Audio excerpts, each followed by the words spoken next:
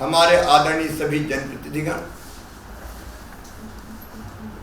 मैं आप सबको प्रणाम करता हूं। भाइयों और बहनों, आप जानते हैं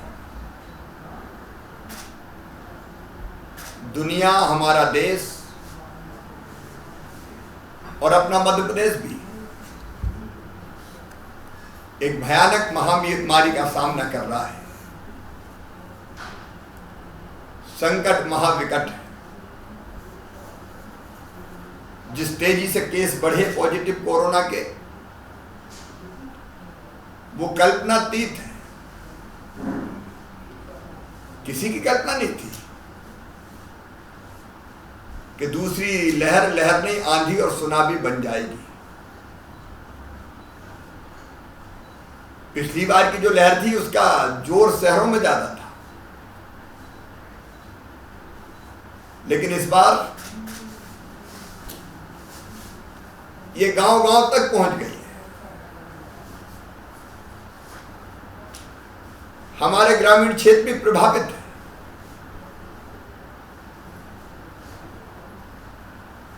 समस्या जटिल है। ये कोरोना से लड़ाई कोई साधारण लड़ाई नहीं है। ये एक महायुद्ध है जिसे अकेली सरकार नहीं लड़ सकती। सरकार के साथ समाज को जोड़कर लड़ना पड़ेगा। सरकार, प्रशासन, समाज, ग्रामीण क्षेत्रों के भी हमारे जनप्रतिनिधिगण, पंच, सरपंच, शहरी प्रतिनिधिगण, हमारे नगर निगम, नगर पालिका, नगर पंचायत, एक जनप्रतिनिधि को लड़ना पड़ेगा, भिड़ना पड़ेगा। हमने कोरोना से लड़ने की रणनीति बनाई है। उस रणनीति में लड़ने वाले सिपाही और सेनानी आप भी हैं। दो स्तर पर हम ये लड़ाई लड़ रहे हैं। एक, जो संक्रमित हैं उनको बेहतर इलाज देने की व्यवस्था करें, और दूसरे, संक्रमित तो है लगभग 85,000 एक्टिव केस हैं, लेकिन 7,99,15,000 अभी स्वस्थ हैं। इनको संक्रमण से बचाना है, यानी संक्रमण की चेन तोड़ना है। सबसे पहले संक्रमण की चेन कैसे तोड़ें, इस पर मैं आपसे चर्चा करूंगा। कोरोना की जड़ों पर प्रहार करना पड़ेगा। रावण की नाभि में अमृत कहां छुपा है वो देखना पड़ेगा। जब तक अमृत नहीं सूखेगा तब तक रावण नहीं मरेगा। और कोरोना रूपी राक्षस का अमृत अगर है तो वो भीड़ भाड़ में है, मिलने जुलने में है। अगर ये भीड़ खत्म नहीं होगी, मिलना जुलना आयोजन चलते रहेंगे, तो कितनी भी इसकी गर्दन काटना चाहो फिर से नई गर्दन निकल आएगी। इसलिए संक्रमण की चैन तोड़ना है तो घर में रहना है। कोई कार्यक्रम नहीं, कोई भीड़ भाड़ नहीं, कोई आयोजन नहीं, कोई उत्सव नहीं। जान बचेगी तो बाद में खूब कर लेंगे। जो शादी विवाह टाल सकते हो वो शादी विवाह भी टाले। परिवार संक्रमित हो जाते हैं। इसलिए नंबर 1, आप सब प्रण करें, हम भीड़ इकट्ठी नहीं होने देंगे।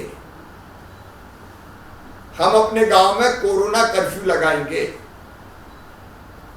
जनता कर्फ्यू लगाएंगे। ये कोरोना कर्फ्यू जनता का, जनता के लिए, जनता के द्वारा कर्फ्यू है। 14,700 पंचायतों में जनता कोरोना कर्फ्यू लगा चुकी है। मतलब हमारा गांव बाहर नहीं जाएगा, हम घर में रहेंगे। सामान की जरूरत है तो 2-3 प्रतिनिधि तय करेंगे, वो जाएंगे और ले आएंगे पूरी सावधानी के साथ। बाजार में, मेले में, शहरों में नहीं जाना है, क्योंकि जान बचाना है।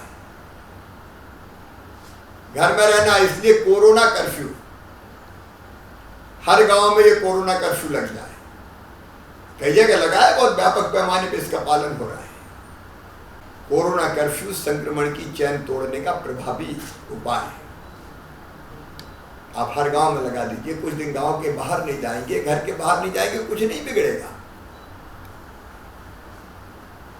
उपार्जन में हमारा नंबर आता तो एक आदमी जाएगा। दूसरी बात, अगर हमारे गांव में कोई परिवार संक्रमित है तो वहां माइक्रो कंटेनमेंट एरिया बना के उसको वहीं रोक देंगे, जरूरी चीज पहुंचा देंगे, वो घर के बाहर ना आए। और घर में अगर जगह ना हो होम आइसोलेशन की, तो उसको स्कूल, पंचायत भवन और कहीं व्यवस्था करें। पंचायतों की अधिकार है, जरूरत पड़ेगी तो पैसे की और व्यवस्था करेंगे। अगर खुलेआम वो घूमे फिरे तो सब संक्रमित हो जाएंगे। ग्राम पंचायत में पंच, सरपंच ध्यान दें। आंगनवाड़ी कार्यकर्ता, आशा कार्यकर्ता, पंचायत सचिव, रोजगार सहायक, एएनएम, आशा कार्यकर्ता, अगर चौकीदार सर्दी या खांसी, बुखार जरा भी है, तत्काल सूचना करेंगे, हम घर घर सर्वे करवा लेंगे। कोई सर्दी, जुकाम, खांसी, बुखार के पेशेंट्स मिले तो दवाई तो तुरंत देना शुरू कर देंगे, किट दे देंगे उनको कि ये खाना शुरू कर दो, ताकि संक्रमण ज्यादा ना फैल पाए। और टेस्ट कराएंगे। टेस्ट की रिपोर्ट जब तक आएगी तब तक भी हम घर में उनको आइसोलेट, अलग थलग रखेंगे। और घर में जगह नहीं तो कोविड केयर सेंटर में ले जाए, जगह जगह बन रहे हैं, 300 के आसपास बन चुके हैं ब्लॉक स्तर पे, और नीचे तक उतार देंगे ताकि कोविड केयर सेंटर बने। और रिपोर्ट आने पर पॉजिटिव होते हैं तो होम आइसोलेशन, मतलब वो रखेंगे घर में ही, घर में दवाई का पूरा किट, कैसे दवाई खाना है वो बता देंगे, काढ़े का पैकेट भी एक भेजेंगे, ताकि घर पे लेकर रहकर ही दवाइयों का सेवन करे। लापरवाही कोई ना करे इसमें, क्योंकि जरा लापरवाही हुई तो कोरोना फिर अंदर उतर जाता है लंग्स में, तब दिक्कत होती है। हमारी कोशिश होगी हम घर पे ही ठीक करेंगे होम आइसोलेशन। अभी हमारे 72% केस होम आइसोलेशन में है। होम आइसोलेशन में 2 बार उसको फोन होंगे, ये व्यवस्था की जा रही है कि तबीयत कैसी है, कोई परेशानी तो नहीं है। होम आइसोलेशन में दिक्कत हुई तो कोविड केयर सेंटर में ले जाएंगे, और कोविड केयर सेंटर को किसी अस्पताल से अटैच करेंगे, ताकि अगर कोविड केयर सेंटर में ऑक्सीजन की व्यवस्था नहीं है, जिनको साधारण लक्षण है उन तक के लिए है, डॉक्टर आएंगे, चाय, नाश्ता, भोजन का इंतजाम किया जा रहा है। कई समाज सेवी, स्वयंसेवी संस्थाएं चला रही कोविड केयर सेंटर, सरकार के सहयोग से कई जगह सरकार चला रही है। वह सारा इंतजाम करेंगे। अगर किसी का स्वास्थ्य खराब हुआ तो उसको अस्पताल ले जाने की व्यवस्था करेंगे। हर घर का सर्वे हो जाए। किसी भी गांव में अगर सर्दी, जुकाम, बुखार है तो बिल्कुल अनदेखा ना करें। अनदेखा किया तो जो पॉजिटिव है वो घूमता रहेगा और कई को पॉजिटिव कर देगा। अभी जब से ये कोरोना कर्फ्यू लगा है, मैं आपको बताना चाहता हूं, तेजी से संख्या बढ़ रही थी मध्य प्रदेश में। अब उस बढ़ती हुई संख्या पर थोड़ी लगाम लगी है। पॉजिटिविटी की दर जो फरवरी में 1.5% थी, बढ़ के 25% पहुंच गई। मतलब 100 में से 25 आदमी संक्रमित। अब वो घटने लगी है,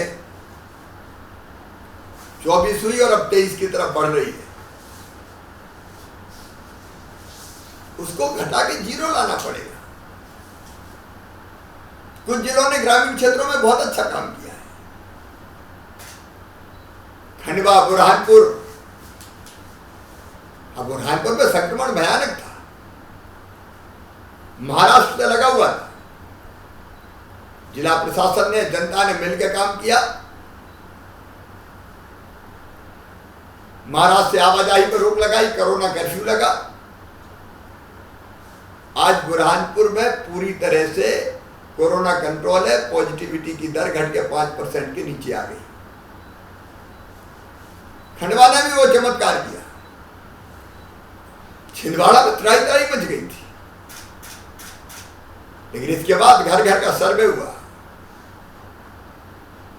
कोरोना कर्फ्यू लगा, लोग अपने घरों पर रहे, तो स्थिति वहां तेजी से सुधरती चली जा रही है।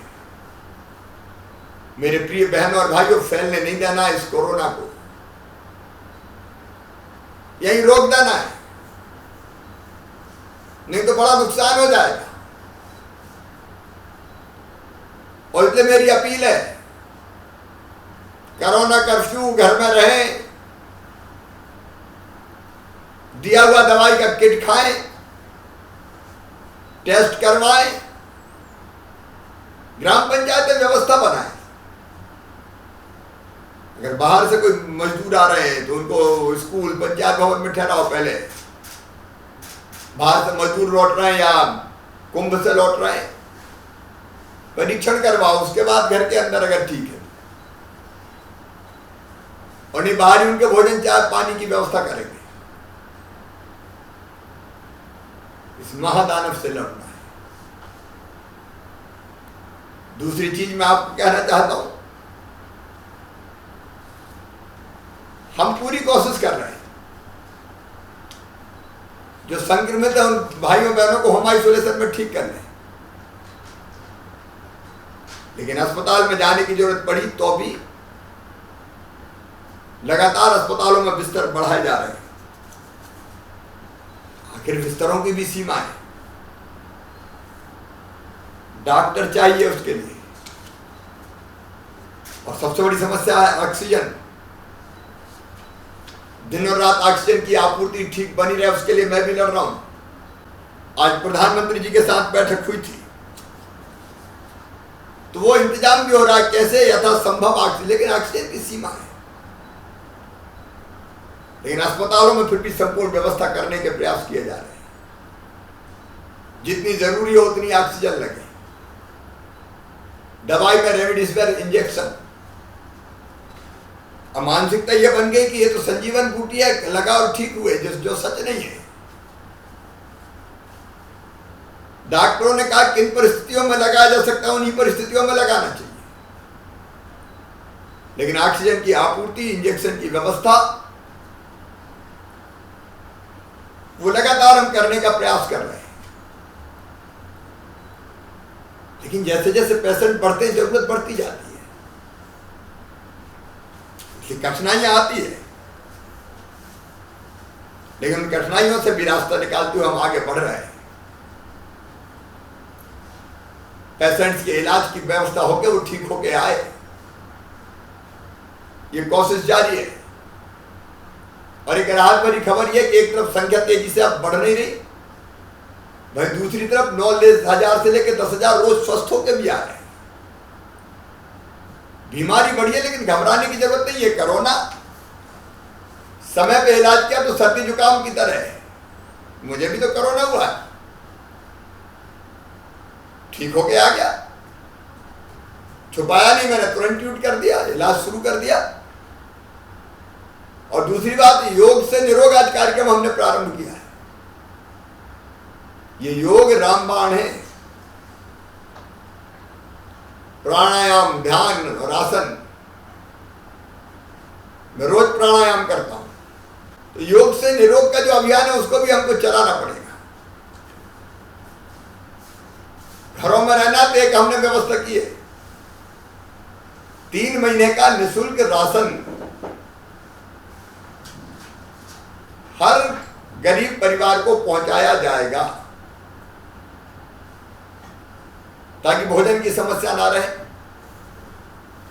जो छोटे छोटे हमारे दुकानदार हैं जिन्हें ग्रामीण स्ट्रीट वेंडर में रजिस्ट्रेशन करवाया है, मुख्यमंत्री ग्रामीण स्ट्रीट वेंडर, उनके खाते में भी 1,000 रुपया तत्काल डाले जाएंगे, क्योंकि 30 अप्रैल तक अपना ये कोरोना कर्फ्यू चलेगा, तब तक कोई दिक्कत ना हो। आगे जरूरत पड़ी तो और व्यवस्था देखेंगे। आप जान बचाइए, जहान की चिंता हम करेंगे, सरकार करेगी। वैक्सीनेशन के कार्यक्रम के लिए मैं आपसे प्रार्थना करना चाहता हूं। टीकाकरण जरूरी है, सबको समझा दो। अभी 45 साल से ऊपर की उम्र वाले कई लोगों ने टीका लगवा ही नहीं है। ये मैं नहीं कहता, वैज्ञानिक कहते हैं। 2 टीके अगर लग गए तो इस बात की तो गारंटी नहीं कि कोरोना नहीं होगा, हो भी सकता है, लेकिन शरीर की रोग प्रतिरोधक क्षमता इतनी बढ़ जाएगी कि फिर कोरोना घातक नहीं बन पाएगा। वैक्सीनेशन सुरक्षा का सबसे बड़ा हथियार है और इसलिए वैक्सीनेशन के अभियान को गति दीजिए। जहां नहीं समझ रहे लोग समझाइए। 45 से ऊपर के सभी बहनों और भाइयों को टीका लगवाइए। उसमें आप सबका सहयोग चाहिए। 1 मई से अब बच्चों मतलब 18 साल से ऊपर की उम्र वाले जो नौजवान बच्चे हैं उनको भी टीका लगना शुरू होगा। अब बच्चे तो घर में रह नहीं सकते, ये स्प्रेडर जैसे घूमते रहते हैं, तो इनका टीका जरूरी है 18 साल से ज्यादा वालों। उसका रजिस्ट्रेशन शुरू हो रहा है, तो उस टीकाकरण में भी आपका सहयोग चाहिए। मध्य प्रदेश में हम फ्री में लगाएंगे, निःशुल्क टीका लगाएंगे। 18 साल से ज्यादा उम्र के बेटे बेटी, चाहे गांव में रहते हो चाहे शहर में रहते हो, उनको मध्य प्रदेश सरकार निःशुल्क टीका लगवाएगी। एक निवेदन आप जोर करना, गांव में स्वच्छता और सफाई रहे। जहां पॉजिटिव पेशेंट है उसको माइक्रो कंटेनमेंट एरिया बना दें। संक्रमित घरों की साफ सफाई, सैनिटाइजेशन की व्यवस्था। अंतिम संस्कार का स्थल है तो वहां की व्यवस्था भी ठीक हो, प्रबंधन बेहतर हो। और जनपद पंचायत और जिला स्तर पर कंट्रोल और कमांड सेंटर बनाए गए होम आइसोलेशन के पेशेंट की पूछताछ के लिए, वो ठीक चले। इसकी व्यवस्था भी आपको देखना है। स्व सहायता समूह बहुत बड़ी जवाबदारी निभा सकते हैं। बहनों की ऊर्जा और नेतृत्व गजब का है। महिला सेल्फ हेल्प ग्रुप ने सेवा का एक नया उदाहरण प्रस्तुत किया है। हम काढ़ा बांटेंगे गांव में, तो काढ़े का वितरण, जागरूकता का एक पैम्पलेट छपेगा, क्या करें क्या ना करें, उसका वितरण। फिर जो होम आइसोलेशन में उनको दवाइयों के किट का वितरण। समय पर दवाई ले रहे कि नहीं ले रहे इसकी जानकारी। इसके लिए स्व सहायता समूह भी काम कर सकते हैं और कोरोना वॉलंटियर्स के रूप में कई ने अपना रजिस्ट्रेशन करवाया, वो भी काम कर रहे हैं। 1 लाख से ज्यादा कोरोना वॉलंटियर्स है। गांव में घर घर में मास्क का वितरण, मास्क लगाएं। दीवार लेखन टीकाकरण केंद्रों पर लोगों को लाना, जरूरतमंदों को भोजन। गांव में कोरोना कर्फ्यू, उसका पोस्टर या फ्लैग लगना, फ्लैक्स लगना कि नहीं हमारे गांव में ना कोई आए ना कोई जाए, इसका काम वो करेंगे। मेरे प्रिय बहन और भाइयों, मिलकर एक हो जाओ। मानवता पे संकट है और मिलकर लड़ाई लड़ो। अभी लड़ाई चलेगी, मई का महीना पे ये और पीक पे जाएगा, और इसे सावधानी, सहयोग, समन्वय, सद्भाव, मिलकर लड़ना पड़ेगा। तो आप जो ग्रामीण क्षेत्रों के जनप्रतिनिधि है, वो सरकार और जनता के बीच की कड़ी बन जाओ। आपके माध्यम से हम सारे काम कराना चाहते हैं। आप जनता को अवेयर भी करो, जागरूक करो, और एक छोटी यूनिट चौकीदार से लेके ग्रामीण क्षेत्र के जो सरकारी अमला है हमारी, वो, और आप जो जनप्रतिनिधि पंच सरपंच रहे वो मिलकर तय करें अपने गांव को कैसे बचाएं। मतलब संक्रमण की चैन तोड़ें, होम आइसोलेशन में दवाइयां का वितरण, बाकी सारी व्यवस्था जो मैं बता चुका हूं अभी आपको, उन सबको करें। याद रखो, ये केवल सरकार अकेले की लड़ाई नहीं है, ये हम में से हर एक की लड़ाई है। कितना जान का नुकसान हो रहा है आप देख रहे हैं। कई बार मन पीड़ा, दर्द और व्यथा से भर जाता है, लेकिन व्यथित होकर काम नहीं कर चलेगा, लड़ना पड़ेगा। और से मिलके हम सब लड़ाई लड़े मेरे बहनों और भाइयों। कोरोना मुक्त गांव, इसलिए गांव से ना कोई बाहर जाएगा ना गांव में कोई अंदर आएगा, घरों पर रहेंगे। और अगर कोई संक्रमित परिवार है तो उसकी जांच होगी, टेस्ट होगा, होम आइसोलेशन में रहेगा, बाकी व्यवस्था उसकी भी करेंगे। थोड़ी कड़ाई अगर हमने कर ली, हम जीत जाएंगे, और जीतना जल्दी है, अस्पतालों में जगह नहीं है। इसे जीत रही है, बढ़ने नहीं देना है। अगर 12-13 हजार रोज आए और 10,000 स्वस्थ होके जाए तो हम जंग जीत जाएंगे। लेकिन अगर मिलते जुलते रहते 12-13 हजार, कब 25,000, फिर कब 50,000 बन जाएंगे, कोई ठिकाना नहीं है। रोज कितने आएंगे फिर? इसलिए वैसी भयावह स्थिति पैदा नहीं होने देना है किसी भी कीमत पर। तो आइए हम लोग मिलकर लड़ें, मुख्यमंत्री से लेकर पंच तक एक हो जाए, एक इकाई बन जाए हम। चीफ सेक्रेटरी, कलेक्टर से लेकर पंचायत सचिव और चौकीदार तक, आंगनवाड़ी कार्यकर्ता, आशा कार्यकर्ता, self help group, corona volunteers, सब मिलकर एक होकर लड़ें। मुझे पूरा विश्वास हम जीतेंगे।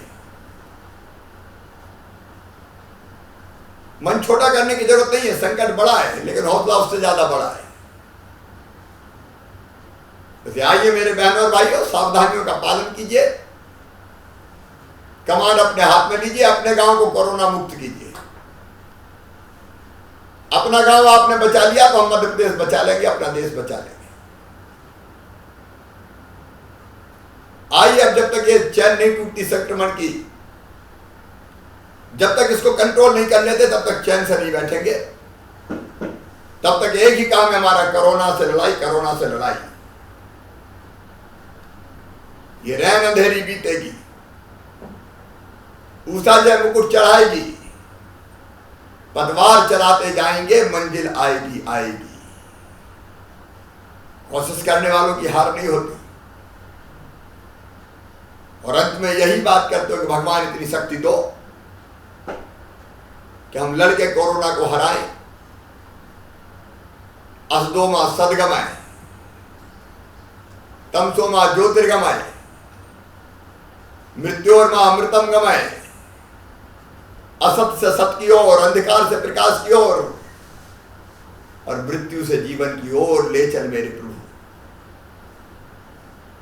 लेकिन प्रभु भी उन्हीं का साथ देता है जो परिश्रम करते हैं। आइए हम मिलकर लड़े और जीते। सर्वे भवन्तु सुखिनः, सर्वे सन्तु निरामया, सर्वे भद्राणि पश्यन्तु मा कश्चित् दुर्भाग् भवेत्। हम सब सुखी हो, हम निरोग हो, सबका मंगल हो, सबका कल्याण हो, इसी मंगल कामना के साथ। लेकिन होगा तब जब हम लड़ेंगे, काम करेंगे, जो चीजें मैंने बताई उनका पालन करेंगे। आप सबको बहुत बहुत धन्यवाद।